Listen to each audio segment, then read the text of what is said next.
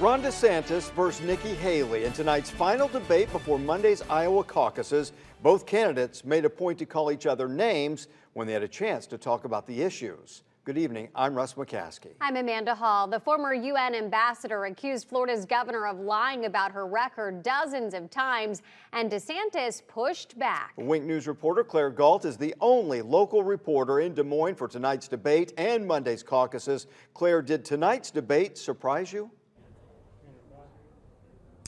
Russ and Amanda, there is a familiar formula in politics, and that is to start your campaign positive and end negative. Well, Ron DeSantis and Nikki Haley have both been running for president for about a year now. They did not break any new ground tonight, but they did use the opportunity to kind of score points.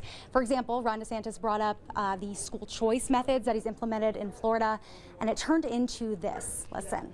Teachers want to do what they were taught to do, and that means math, science, reading, history, English, arts. That's it. Schools can't be all things to all kids. They need to let the parents parent.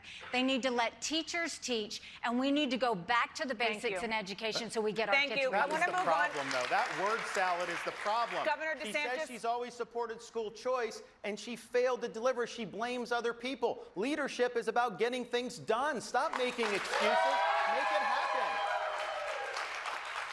If leadership's about getting things done, how did you blow through $150 million in your campaign and you were down in the polls? So here's I think this is very instructive. Now I'm going to say. I think it's very instructive about how Nikki Haley sees the world. I think I have the floor. Political advertisements as like that's as important as the kids and their education. What is more important here? She's saying somehow that that's not as important. It's Governor Haley's time. Go ahead. I think I hit a nerve. What I will tell you is. Now, Haley talked about her willingness to advance the retirement age, but not for seniors, for people in their 20s. That started this. Let's just put this in perspective. Under her administration, you would have seniors getting less cost of living adjustments while your tax dollars are going to pay the pensions of Ukrainian bureaucrats. That's not true. You talk about putting Americans last. Ron. That is wrong. You've supported all that money going over there. So let's put You're our so own people desperate. first. Now, late in the debate, they did finally reach common ground, and that is when the CNN moderators asked them both about Donald Trump. But at the end of the day, I do agree with her on this. Donald Trump should be on this stage. He owes it to you here in Iowa to explain this change he's had in his positioning, to explain why he has a tough time saying whether a man can become a woman or not, to explain why he wants to build a $1 billion plus big, beautiful new FBI building right in the heart of the swamp in Washington, D.C.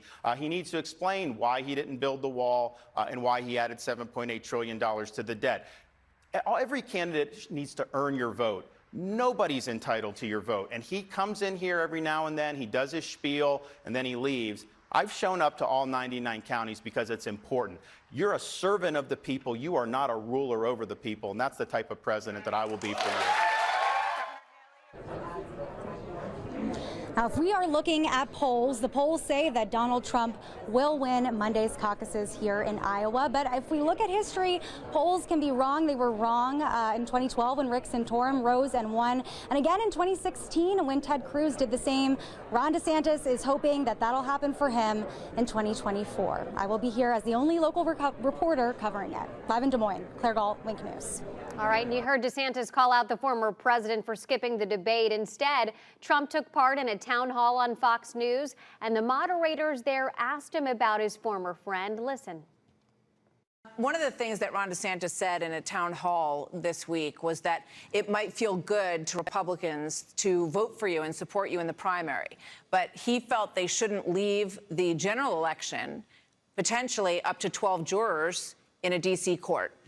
What do you say to him about that? When you look at Ron's numbers, he's practically out of the race. In fact, a lot of people say he's leaving the race after Iowa because he's doing so poorly. He's also doing very poorly, as you know, in New Hampshire. I mean, really poorly.